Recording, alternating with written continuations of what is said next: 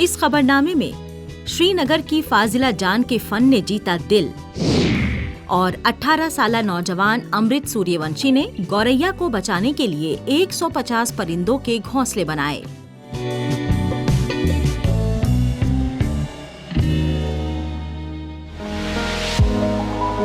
फाजिला जान एक नौजवान और उभरती हुई आर्टिस्ट हैं, जो फन और कैलीग्राफी की दुनिया में अपनी पहचान बनाने में लगी हुई हैं। श्रीनगर के ईदगाह इलाके से आने वाली फाजिला का आर्टिस्टिक सफर बचपन में ही शुरू हो गया था, जब इन्हें कम उम्र में ही पेंटिंग और क्रिएटिविटी के तईं अपने जुनून का पता चला। यूनिवर्सिटी में अपने वक्त के दौरान फाजिला ने रिवायती पेंटिंग से लेकर कैलीग्राफी के मुश्किल फन तक मुख्तलिफ टेक्निक्स और असनाफ में खुद को डुबो लिया, जिससे उनकी क्रिएटिव आरज़ूमंदी को फरोग मिला। तो उस पे अभी मेरा पूरा फोकस है आर्ट पे, क्योंकि वहाँ पे आर्ट के रिलेटेड ही सब सिखाते हैं। और रिसेंट जो विंटर वेकेशंस हुई उसके बाद मैंने ज़्यादा फोकस करना स्टार्ट कर दिया अपने काम पे। और विंटर वेकेशन में मैंने दो तीन आर्ट पीसेस बनाए, जिन पे मैंने हज खाने काबा बनाया, कलमाज बनाया, आयतुल कुर्सी पेंट की। तो वो लोगों को बहुत ज़्यादा पसंद आई, लोगों ने उसको अप्रिशिएट किया बहुत ज़्यादा। तो आप देख सकते हैं रिसेंट जो हमारा प्रोग्राम था सोन मीरास, वहाँ पे भी जो वॉल पेंटिंग हमने की थी, उसके बाद भी लोगों ने बहुत ज़्यादा अप्रिशिएट किया। तो लोगों का बहुत ज़्यादा अप्रिसिएशन मिलता है। फाजिला जान जबरवान पार्क में एक सैंड आर्टिस्ट से मिली थी, जिन्होंने इनकी आर्ट देखी और इन्हें मजीद सीखने के लिए अपने साथ जुड़ने को कहा। ये सैंड आर्टिस्ट से पेंटिंग्स बनाना सीख रही हैं। ये पेंटिंग्स बनाकर उन्हें भेजती हैं। सैंड आर्टिस्ट इनकी गलतियां बताते हैं। हाल ही में इन्होंने खाने काबा की नॉर्मल पेंटिंग बनाई थी। वो इन्होंने अपलोड की तो उस पर काफी अच्छा रद्द अमल आया था। वो काफी न्यूज चैनल्स ने अपलोड की थी। तो स्टार्टिंग ऐसा था कि मैं स्कूल में डायग्राम्स वगैरह बनाती थी, लोगों को अच्छा लगता था। जो मेरे क्लासमेट्स थे वो मुझे अप्रिशिएट करते थे, मेरे टीचर्स जो थे वो मुझे अप्रिशिएट करते थे। जब भी कंपटीशन वगैरह होता था स्कूल में, तो टीचर्स बहुत ज़्यादा खुश हो जाते थे कि तुम्हें इतनी अच्छी पेंटिंग आती है। वो पिक्चर्स क्लिक करते थे उस चीज़ की। तो कहीं ना कहीं मुझे हौसला मिला कि नहीं, शायद मैं इसमें बेटर हूँ। पहले मुझे लगता था शायद मैं इसमें सिर्फ अच्छी हूँ, तो ठीक है, एज अ साइड हॉबी ठीक है। तो फिर जब मेरा 12th हुआ, उसके बाद मुझे एक डिसीजन लेना था, या तो मुझे अपनी स्टडीज़ को कंटिन्यू करना था या तो मुझे आर्ट को कंटिन्यू करना था। क्योंकि वहाँ पे अगर मैं स्टडीज़ लेती तो आर्ट को छोड़ना था, और अगर आर्ट लेती तो स्टडीज़ को छोड़ना था। इवन मैं इतनी कंफ्यूज हो गई थी। मैंने 12th के बाद फिर CUT एग्ज़ाम भी दिया था। मेरा 12th तक मैथमेटिक्स था, तो मेरा वो था कि मैं उसमें ही जाऊँगी, उसी में करूँगी। बट मैंने फिर CUT दे के भी फिर लास्ट पॉइंट मैंने स्टडीज़ को छोड़ दिया, और अभी मैं आर्ट में ही बैचलर्स कर रही हूँ। क्योंकि एक इमोशनल कनेक्शन है आर्ट के साथ, और लोग पहचानते हैं एज आर्टिस्ट। ये अभी कश्मीर से ही ऑर्डर्स ले रही हैं और डिलीवर भी कर रही हैं। इन्हें बाहर से भी बहुत ज्यादा ऑर्डर्स आ रहे हैं। इन्हें पाकिस्तान से ऑर्डर आया, जिसमें उन्हें कुछ स्केच ड्रॉ कराने थे। गुजरात से भी इन्हें ऑर्डर आया था। इन्होंने सर्दियों में 1-2 आर्ट वर्क्स बनाए, अपलोड किए और लोगों को शेयर किए। तब से आज तक इन्हें एक के बाद एक 20 से ज्यादा ऑर्डर्स मिल चुके हैं। ये कश्मीर बेस्ड पेंटिंग्स पर फोकस कर रही हैं। इस बारे में ये टीचर से सलाह ले रही हैं।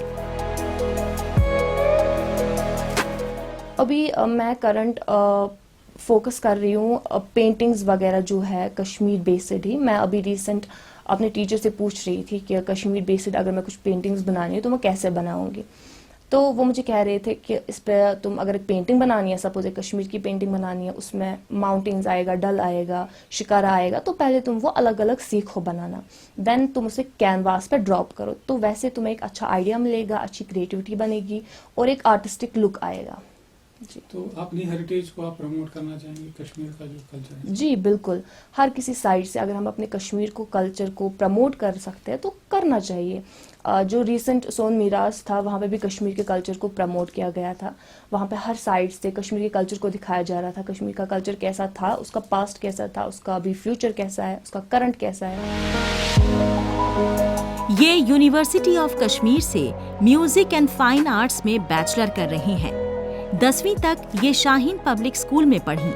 12वीं कोठी बाग हायर सेकेंडरी स्कूल से की। फाजिला जान इस बात का सबूत बन गई हैं कि कैसे जुनून, तालीम और टेक्निक एक साथ मिलकर नई उम्मीदें पैदा कर सकती हैं। अपने ब्रश के हर स्ट्रोक के साथ ये न सिर्फ अपनी दास्तां कह रही हैं, बल्कि दुनिया को अपने फन के जरिए अपने मादरे वतन की सकाफत और विरासत का एहसास भी करा रही हैं।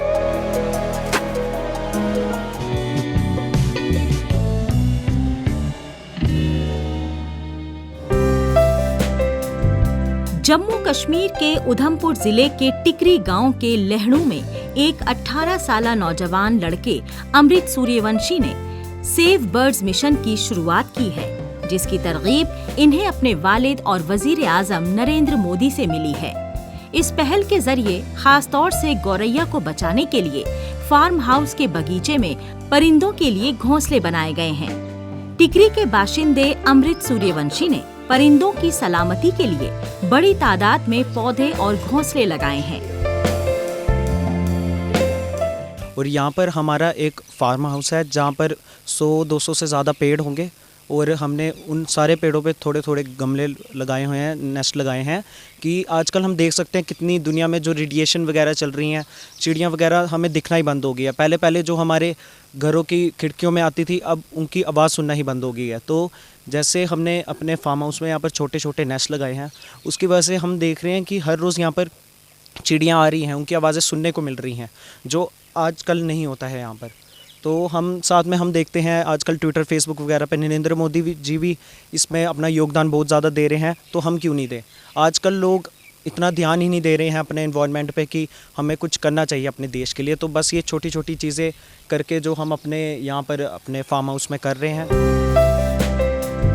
काबिले गौर है कि वजीर आजम नरेंद्र मोदी अक्सर माहौलियाती तहफ़्फ़ुज़ पर जोर देते रहते हैं। ऐसे में अमृत सूर्यवंशी की ये पहल जिले, यूनियन टेरिटरी और मुल्क के तमाम नौजवानों को राग़िब करेगी। अमृत सूर्यवंशी ने पहले खेतों से इस पहल का आगाज किया था और अब देखते ही देखते पहाड़ों से घिरे इनके अंकल के फार्म हाउस में भी इन नन्हे परिंदों के लिए ढेर सारी जगह बन गई है।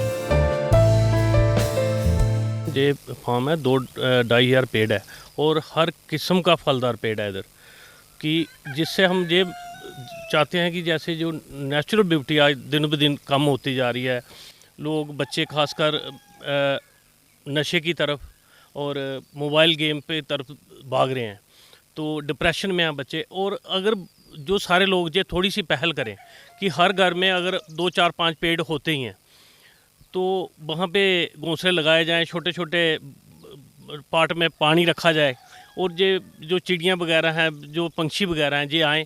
इससे जहाँ की एक तो खूबसूरती बढ़ेगी, दूसरा जो मैं यूथ के लिए कह रहा हूँ जो आज की डेट में डिप्रेशन में जा रहा है, वो इसका रुझान इस तरफ आएगा। हर पेरेंट्स को ऐसा करना चाहिए घर में, क्योंकि जहाँ तो कोई मोबाइल पे बिजी है, जहाँ कोई टीवी में बिजी है। हर साल 20 मार्च को विश्व गौरैया दिवस मनाया जाता है। इस दिन का मकसद है गौरैयों के तहफ़्फ़ुज़ के तई आगाही बढ़ाना और उनके घटते वजूद पर ध्यान मरकूज करना। अमृत सूर्यवंशी की तरह मुल्क भर में कई कोशिशें हो रही हैं ताकि माहौलियात में इस छोटे लेकिन अहम परिंदे की मौजूदगी बनी रहे।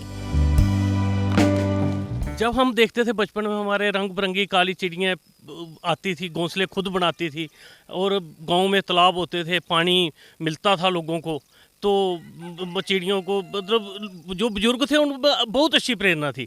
मगर आते आते जो 10-20 साल का जो बीच में जो गैप पड़ा है, लोगों की भागदौड़ की ज़िंदगी में जो सारी चीज़ें छूट गई हैं। आज जो मोदी जी ने स्टार्ट किया है जो चिड़ियाँ बचाने का, जो हमें वहाँ से प्रेरणा मिली, तो मेरे को ये देखा, मैंने अपने बेटे से वो डिस्कस किया कि ऐसा अगर हम शुरुआत करें, तो आज ये शुरुआत है। अभी तक देखते देखते और भी गांव में, जहाँ और भी शहरों में अगर सारे लोग शुरू करें तो अच्छा एनवायरनमेंट होगा, अच्छा माहौल होगा और इससे जो पूरा मतलब माहौल ही चेंज हो जाएगा। अमृत सूर्यवंशी ने अपने अंकल के फार्म हाउस में 200 मुर्गियां भी रखी हुई हैं। मोबाइल नेटवर्क के रेडिएशन की वजह से गौरैया को नुकसान हो रहा है। गौरैया को बचाना चाहिए। अब गौरैया दिखनी ही बंद हो गई हैं। पहले ये आसपास दिखाई देती थीं, इनकी आवाज सुनने को भी मिलती थी। इस फार्म हाउस में चिड़ियां रहने के लिए आ रही हैं और घोंसले बना रही हैं। इन्होंने नौजवानों को पैगाम दिया कि रेडिएशन से मर रही चिड़ियों को बचाएं और अपने घरों में घोंसले और पेड़ लगाएं ताकि गौरैयों की चहचहाहट फिर से गूंजे।